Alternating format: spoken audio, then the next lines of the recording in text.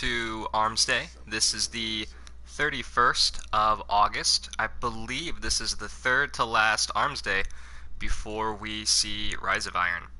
So, 3 left. Can't wait. Let's get started. Let's see what he's got.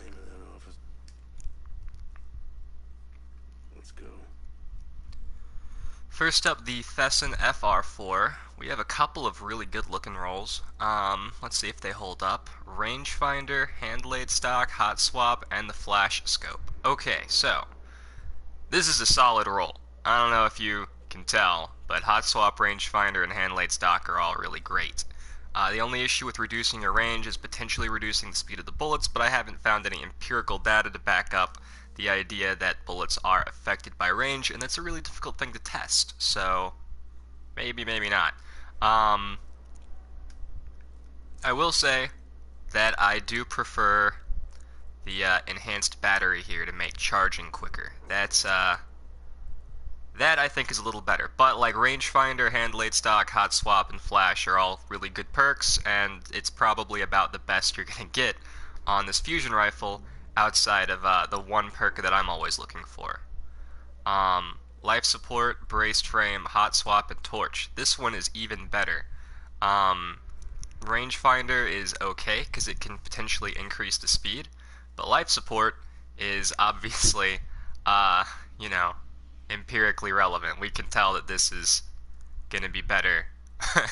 Instead of having a guess, it may be like, maybe the bullets fly a little bit faster. Like, maybe, sure, but like, definitely we're gonna be able to heal on a kill. And then we've got Hot Swap again with Braced Frame, maxing out its stability very easily, and then Torch.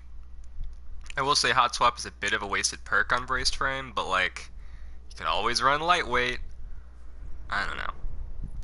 And then finally we've got Rangefinder, Oiled Frame, and Replenish, and Flash, and this one's just awful. So I would go with roll 2 here, or roll 3 if you just are a range fanatic. Lead Mila D, we still don't have our Headseeker Perfect Balance roll. This is crazy. We might not see a Headseeker Perfect Balance roll before Rise of Iron. Wouldn't that be a shame? Hold Lead Mila again, he said with a touch of disdain. So for this one we really want to have triple tap. This is a PvE sniper rifle, and without triple tap we're not really doing it justice. Luck in the Chamber and triple tap are the best perks.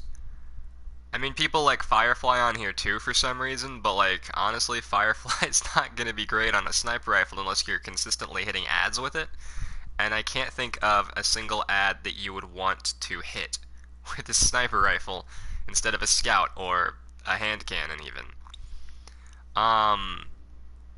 And it's not really a PvP gun either. There are so many better sniper rifles you could use than the Irene. Let's take a look at his packages. Arminius D, if you are still looking for the Doctrine of Passing's little brother, Arminius D is available. Tuanella SR4, I don't like it, but if you like it, that's great. Judith D, this hand cannon was rare, but I think he sold it now like 4 times in the past 2 months. Man, this hand cannon is terrible. I don't know why people use it. I really don't. People get excited about this hand cannon because of the potential 2-tap on it, but it's not good. That happens like so rarely, it's not even worth talking about. Lead Mila D is up again. So, you know, one day we're going to see a Headseeker roll with Perfect Balance, and that's going to be a good day for someone, somewhere, who really wants this gun to be good. I'll be honest, I really want this gun to be good. Tamar D is a Haka sniper rifle, and it's terrible. Alright, so Arminius D is the one that you've got to pick up, and the rest is whatever. Test weapons this week, do we have anything? Wow, look at that. All PvE test weapons. This is a good week to edge your gunsmith rank if you're into that. Like, get all 5 of these and then just go to, it looks like Venus, and probably the Dreadnought for Hive and Cabal. Cool. Let's switch off to our Warlock. Our Warlock has all the Suros guns. That's, well, not all of them. He's just got the JLB-47, the DIS-43, and the DIS-47. But, you know, those are all Suros guns. I think of him as the Suros guy. Oh, hey, I usually don't plug Twitter or whatever, but I did want to mention I have a Twitter, and if you're into Pokemon, I have these lovely Darkrai codes. They expire today, so I want to give them away to all of you. And I'm thinking I could do a YouTube video on all the codes, but that would be awful, and it wouldn't come out until very late. So, I was thinking instead, wouldn't it be easy to give Darkrai codes away on Twitter? If you follow me on Twitter, that's great. If you don't follow me on Twitter, I'm not really going to care. You won't hurt my feelings.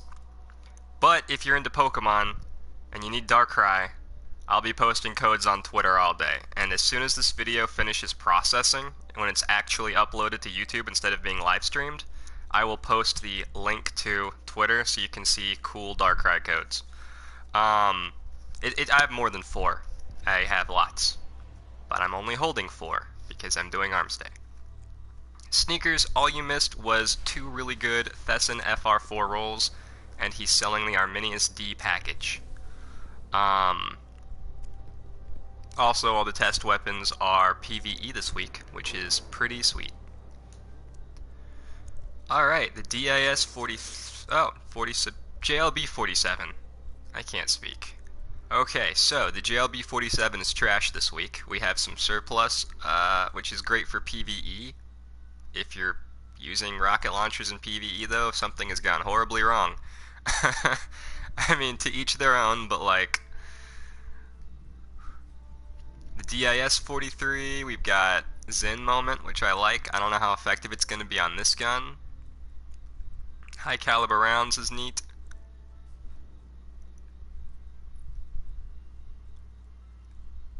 Oh, we're back to the JLB-47. I don't know. The DIS-43 doesn't look great. The DIS-47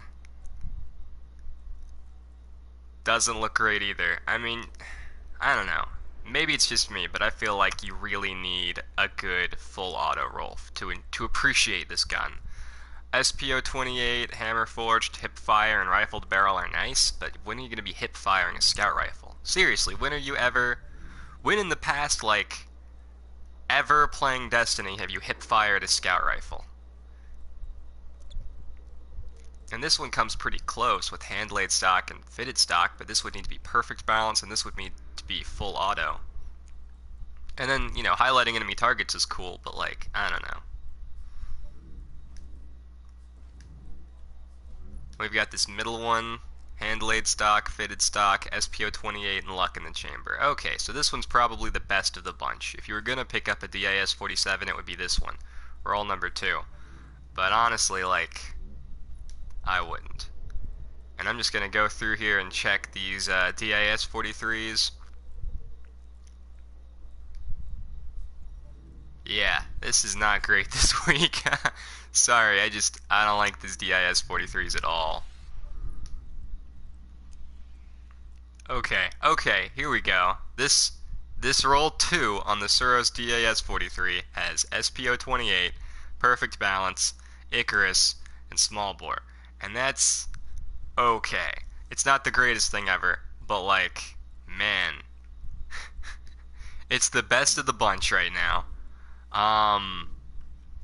Yeah, I just can't advise picking up the DIS-47 without full auto. Even the luck in the chamber is like, I mean, you could. It's definitely got the stability and it's got the right scope. But I don't know. If you're happy with subpar rolls, then the second DIS-43 and the second DIS-47 are the way to go. That sounds so condescending. I don't mean for it to, but like, if you're waiting for the perfect roll, don't pick these up. I mean, that's why you watch, right? To see where the perfect rolls are? I assume. I don't know. What were the Thesan rolls? The Thesan rolls, let me see, were... If I can remember. I want to say it was the... Torch Scope, hot swap, hand-laid stock, and life support was the second roll. And then the third roll was flash scope, hot swap, hand-laid stock, and rangefinder. Sorry, it was braced frame, not hand-laid stock. Man. Don't understand this game. Me neither. What does it mean?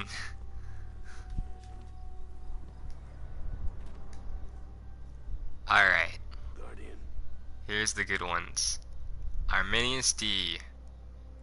No perfect balance rolls.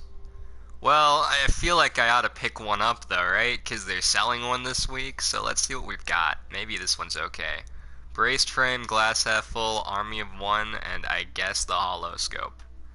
Yeah, okay. I guess I could pick this one up and not feel terrible about it.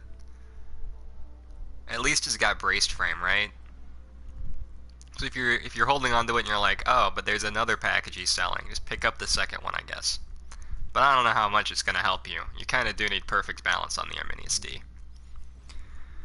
PDX45. We've got a rangefinder roll. You'll notice that rangefinder is actually really good on the PDX45. We've also got rifled barrel. These are two very good signs. And fitted stock and SPO28. Alright, well, this was very close to being my favorite one yet. But it's fitted stock instead of perfect balance.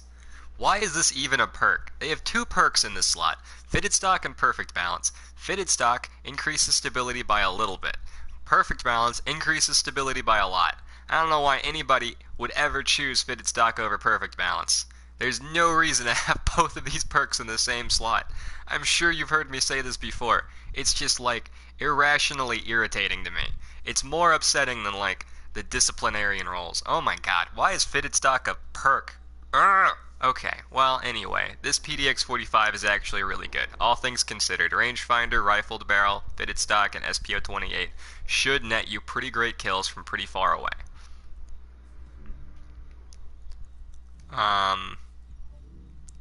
This unflinching roll is terrible.